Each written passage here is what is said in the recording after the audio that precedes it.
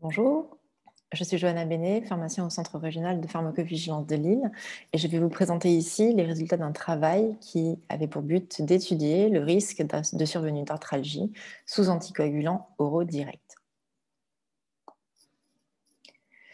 Tout d'abord, pourquoi se poser cette question-là? En 2018, notre équipe de pharmacovigilance s'est intéressée au risque de survenue d'arthralgie isolée, sans hémarthrose, sous antivitamine K, travail publié dans la revue FCP.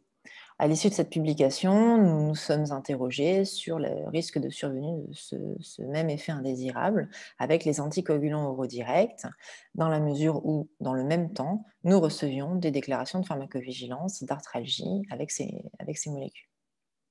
Alors, si l'on regarde d'un peu plus près les monographies de ces médicaments, on observe que seule la monographie européenne et nord-américaine du rivaroxaban mentionne un risque de douleur des extrémités et ou de douleur dorsale. Dans la littérature scientifique, il y a quelques références qui font mention de ce risque. Le CRPV d'Angers, tout d'abord, s'intéressait en 2017 au cas de troubles musculo-squelettiques liés au rivaroxaban à partir des données de la base nationale de pharmacovigilance jusqu'en 2016 et décrivait 30 cas à la chronologie évocatrice, décrivant des myalgies, des crampes, des arthralgies, des douleurs osseuses, tendineuses, impliquant donc le rivaroxaban. On observe également une analyse de disproportionnalité dans la base internationale de pharmacovigilance, Vigibase, qui retrouvait un surrisque d'arthralgie sous AOD par rapport à la warfarine. Ce surrisque était également identifié pour chaque AOD, le rivaroxaban, l'apixaban et le dabigatran. Et les auteurs identifient également un surrisque, tout AOD confondu, concernant la survenue d'arthrite, de dorsalgie, de gonflement des articulations et de douleur des extrémités.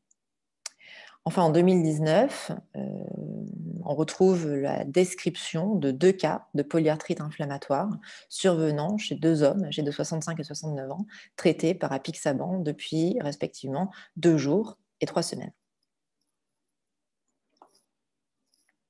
L'objectif de notre travail était donc de décrire les cas d'arthralgie isolée impliquant un AOD enregistré dans la base nationale de pharmacovigilance. En termes de méthodologie, cette requête dans la BNPV s'est faite sur les cas enregistrés entre le 1er janvier 2008 et le 31 décembre 2019. Les noms de médicaments étaient recherchés en DCI et le terme utilisé pour rechercher les fins indésirables était le terme de niveau HLGT dans la classification internationale MEDRA, trouble des articulations. Les cas exclus étaient ceux dans lesquels au moins un autre médicament était suspect, les cas où l'arthralgie était associée à un saignement local, une arthrose, et les cas dans lesquels finalement la chronologie de survenue de l'effet était incompatible avec une cause iatrogène.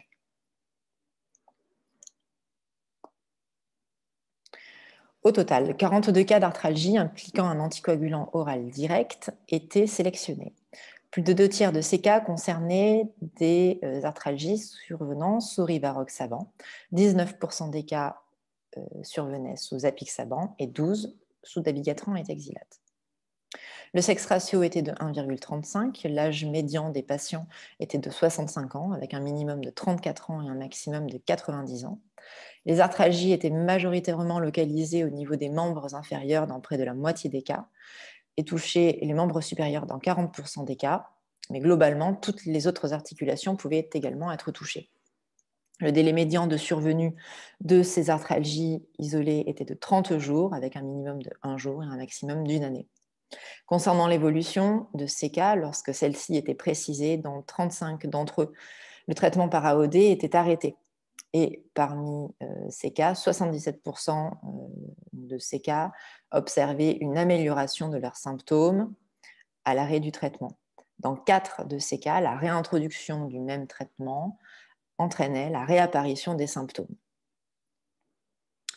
Dans 14% des autres cas, malgré l'arrêt des traitements, les symptômes persistaient et dans 9%, l'évolution n'était pas précisée.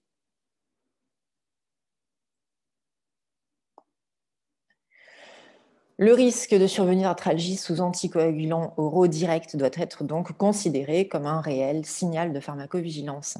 Il y a plus de données avec le rivaroxaban, mais il semblerait que ce risque doive également être envisagé avec les autres AOD, l'apixaban et le dabigatran, suggérant un possible effet de classe.